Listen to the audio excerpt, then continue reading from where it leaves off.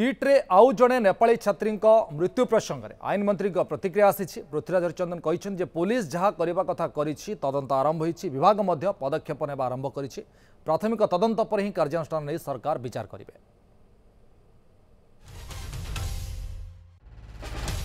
जे police विभाग काली जहाँ करने कथा करिछि एवं से बाबद तदंत भी जारी रही एवं हायर एजुकेशन डिपार्टमेंट भी से बाबद हायर एजुकेशन और टेक्निकल एजुकेशन डिपार्टमेंट तरफ से जहाँ करने कथा से दिगरे पदक्षेप भी नवार प्रक्रिया आरंभ होइछि। ना सेमिति आपण रद्द करा जिवो न करा जिवो से कथा सामग्रिक भाव तदंत होला पर से कथा सरकार निष्पत्ति नेबे। तेकरी से बाबद रे एगोटे आईनगत कथाटी हेइछि।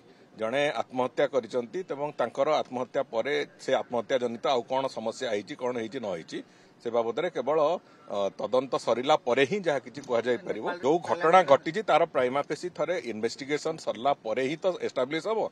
आमे से दृष्टिकोण थरे से जो तदंत चली तदंत आज ए जो कालीठू ए प्रक्रिया पुणी आउ थे गोटे नुआ पर्दा जोड़ी होती तेणुक सब कथा को लेकिन तदंत हम तदंत है जदि जे दोषी सब्यस्त से निश्चित दंड पाइबे।